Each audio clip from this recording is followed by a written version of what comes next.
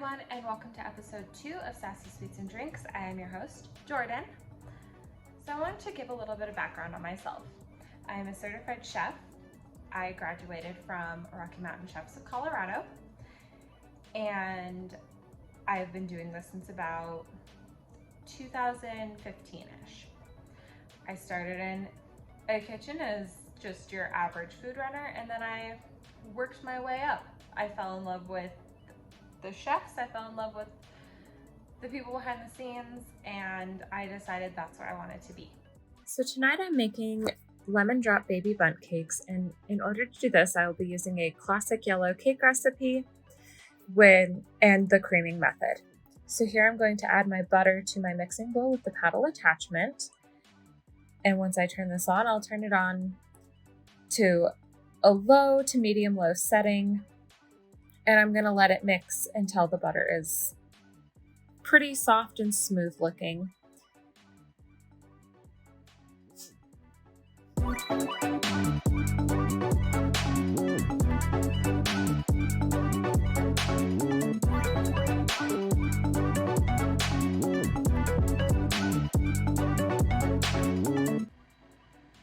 Once my butter looks about like this, I'm going to add my sugar. And once again, I will just turn on the paddle attachment and mixer up to about medium, low, and I will just mix this until it is, again, smooth and fully incorporated together.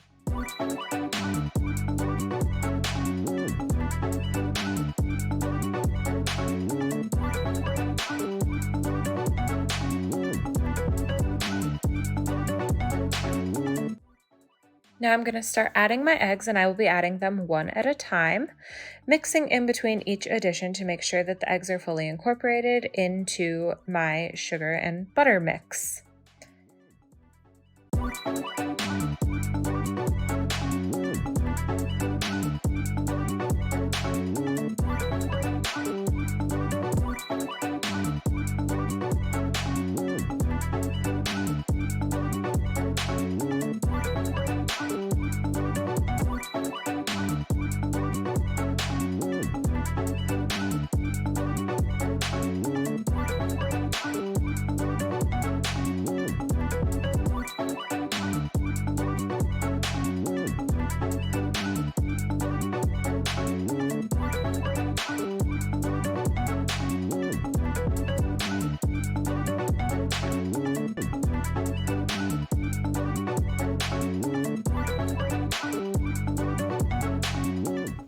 As you can see, I have this nice smooth batter start, and now I'm going to be starting to add my wet and dry ingredients, which I have already pre-measured out.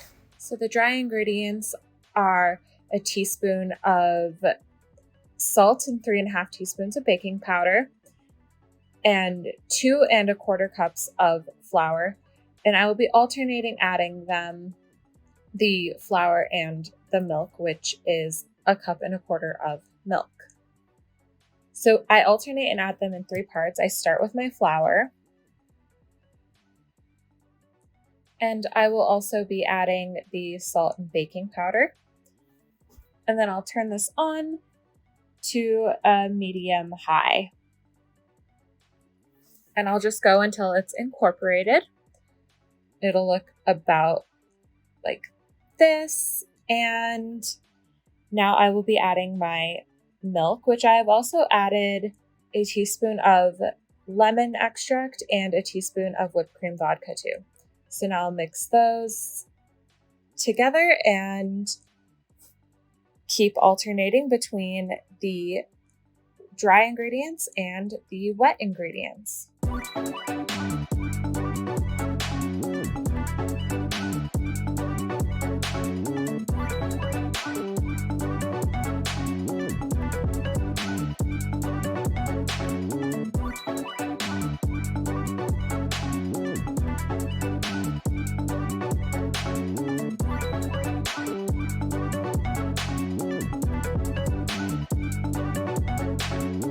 Once my batter is complete, I'm going to spray each one of my molds with a non-stick cooking spray and measure about half a cup into each one.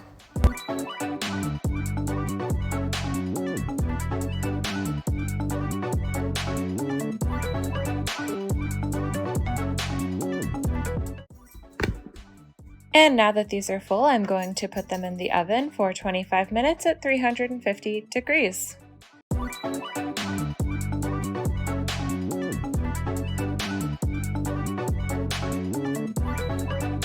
leave Kitchens was not light. It was not an easy decision. However, the universe kind of made the decision for me. I have epilepsy.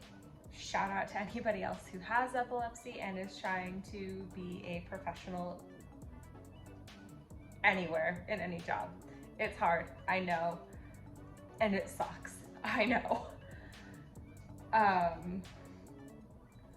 I was let go from a redacted kitchen, and they said it was not because of my epilepsy. We all know that it was exactly because of my epilepsy. And that was the final straw for me. That was when I knew I could not continue going through the abuse of a kitchen over and over and over again just to be treated like I'm not as valuable of a team member as everybody else because I have a medical condition. It's super unfair. But you know, it is what it is, and that's how I actually came to start Sassy Sweets and Treats, which you can find on Facebook and Instagram at Sassy Sweets and Treats -LLC. Baking has always been a passion of mine. Normally when I do it sober and not drinking whipped cream, vodka, and limoncello sparkling water. But, you know, that's it. So now I'm melting chocolate over a double boiler, and the purpose of the double boiler is so that the chocolate doesn't melt too quickly and end up burning. I'll just keep moving it around until it's nice and smooth like this. So something I want to add about all of the recipes that you will see in this channel is that they can all be made gluten-free. I know that's a huge thing. More and more people are making the choice to be gluten-free, as well as there are a lot of people who genuinely are celiac and cannot have gluten. So all of my recipes can be made gluten-free. You can do it simply by subbing in your favorite gluten-free flour. Typically when I go gluten-free, I opt right to almond flour. I think it has a great taste, and it reacts similarly to all-purpose flour during the leavening process and all of that. However, if you are having problems with gluten-free baking, please reach out. I am always happy to answer questions about gluten-free baking. Drop a comment or message me on Instagram.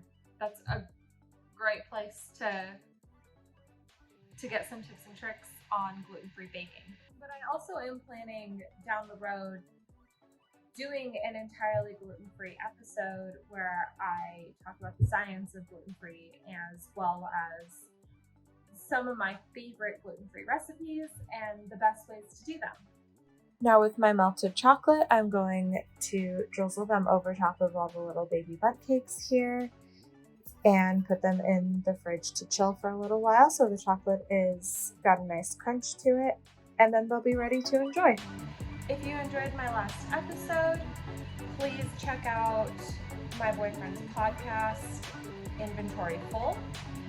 I believe you can listen to it anywhere that you get your podcasts.